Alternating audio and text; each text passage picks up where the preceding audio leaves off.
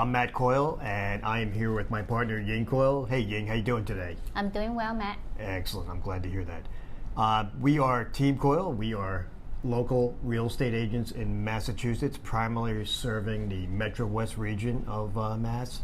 And what are we going to talk about today, Ying? That's my question for you, because you have just finished our newsletter, and there's some topic you want to talk about before it's published. I think fire away. Well, it's an early draft of a newsletter for August, coming out in August. We have to wait till get the data in July for sales activity in most of the towns that we follow in Massachusetts. But I think the big announcement is tomorrow is a big day because that's when the Federal Reserve meets the FOMC, which is the Federal Open Market Committee of the Federal Reserve, and it's going to decide whether to raise interest rates. Now, the consensus is around 75 basis points.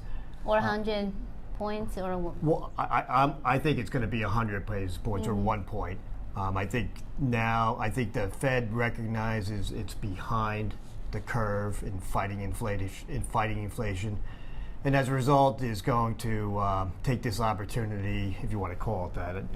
I guess I wouldn't call it that, but take this opportunity to raise rates 100 basis points while the economy is still kind of sputtering along, and I do mean sputtering, because unemployment's still at a real low level of 3.6%, but that, my guess is, when we talk about this in the article, is going to be changing slowly but surely in the remainder of this year. Yeah, Matt, we talked about the inflation rate is 9.1. How did we get here? Well, it's the main reason is, pretty much Washington, D.C. Spending money that they don't have, and as a result, the Fed has to come up with money by creating new money, which creates an abundance of supply versus demand. Demand being real GDP output. And first quarter, it was like minus 1.6% GDP growth. And this quarter, we don't have the results yet, but I think in about 2 days and 19 hours, at least I'm looking at my calendar here, we are going to hear the second quarter GDP. I think you have that counter, count back, count down. On our website, we have a counter that tracks when these different economic indicators are released. So it's about convenient, 2 days and 19 hours to be specific. That'll be the advanced estimate of 2022, and we'll see what GDP is. But there's another metric they look at is the Federal Reserve of St. Louis has a GDP now. It's a website? No, or? it's a metric that they use to try and forecast before the official number. So it's an unofficial estimate, and I think that's in the negative territory right now. So all signs seem to be pointing to a negative GDP growth in the second quarter, and by definition, if you have 2 consecutive quarters of negative GDP, that is technically a recession, although I would say that we're in a recession right now. Yeah, I heard another people saying we're already in a recession. Yeah, at early stages, but we're there. I think recession is part mindset, and certainly the outlook for the economy and economic conditions in general is not looking good. Right, because with inflation, we talked about the 4 side effects of what it brought to us. One is recession, that's a big one. And the second one is higher unemployment rate. Right, which right now is still pretty good at 3.6 if you believe the number, but that's historically that's a very low number. But we could see some pressure as consumption goes down, demand goes down. Businesses are going to start to reevaluate their production levels, and does it make sense to plan for those levels? And the likelihood is they won't, which will institute layoffs. And a slowdown in the economy. So, and we do see some companies are laying off employee already, right? We're seeing it, but we haven't really seen it in any dramatic sign. We're seeing hiring freezes, rescissions of offers that have been made, on the margin. We're just not seeing it wholesale, and hopefully we won't. Yep. So for the local real estate market, you say some impact there, right? What is the number you have? So as we talked about with in past videos, I guess in past newsletters, is that inflation or investing in real estate is a good hedge against That's inflation. For sure. And this article and previous articles talk about that. I think this year the greater Boston real estate area is about up 11.4%. Prices are up about 11.4% year over year. And that's June 30th, 2022. It's a pretty good number. Yeah, I don't have that number. Well, it's an exceptional number when you look at like the S&P 500, which mid-year was down almost 21%. The bond market, U.S. corporate bonds, was down like 14.4%. These are all mid-year numbers, year to date. And then gold futures was down minus 2.4%. So I guess all those gold bugs out there, gold isn't always the necessary or best hedge against inflation, but that may traditionally. But that could change. That could change like, if anything happens with the dollar. Right. So what about how bad? What do you think the condition will get, given what we have right now and what's going forward?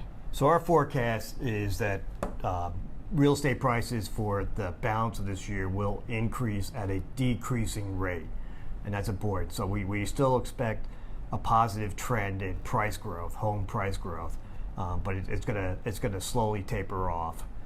Did you see any crash, or you think there's a bubble? We talked about that. People are talking about crash, which is really I don't know if there's going to be a bubble or not. At least I don't believe there is. I think you're going to see a rebalance of the supply-demand imbalance right now, which currently favors the seller. There's just a shortage of housing inventory. But all these things that I'm talking about, rising interest rates, potentially higher unemployment, you'll see, I guess, higher property taxes. We talk about it in another article. But these all put pricing pressures on buyers, okay? It creates an affordability issue. Right. So I think the way you're going to see the supply-demand come into equilibrium is not an increase in supply, which would be the right way to see it, but would be see a decrease in demand, okay, with supply staying around its current levels. And as that eases, and we're starting to see some anecdotal signs that, in terms of open houses, we're seeing less foot traffic, less offers, and days on the market is longer. That made the seller actually feel the pressure. And probably the biggest indicator is that listing agents are willing to negotiate again versus, I guess, 6 months ago where it was take it or leave it.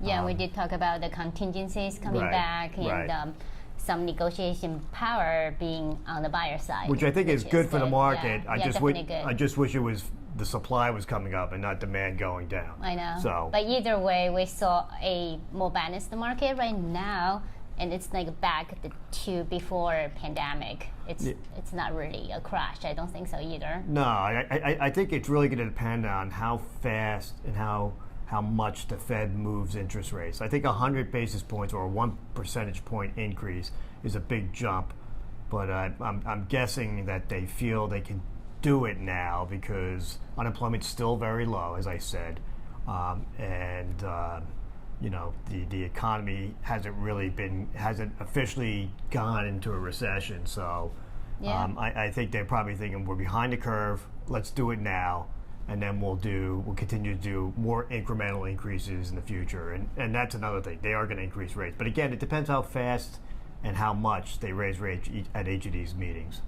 So I think generally prices will increase at a decreasing rate, for the remainder of the year. Yeah. But I think 2023, I think we could see some price deterioration in the home market, and a lot of it's going to depend on how quickly the Fed moves.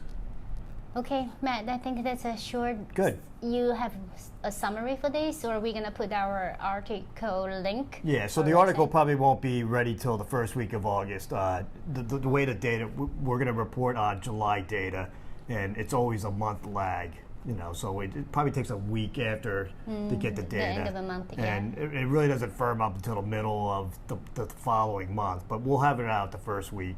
And if you have any questions, we have our contact information there. You can email us, you can call us. We're available. And if you have other topics that you'd like to see discussed, we would be glad to consider it. So thank you very much for tuning in, and Thank you for subscribe and share with your friend. yeah, and have a great day. Okay. Bye.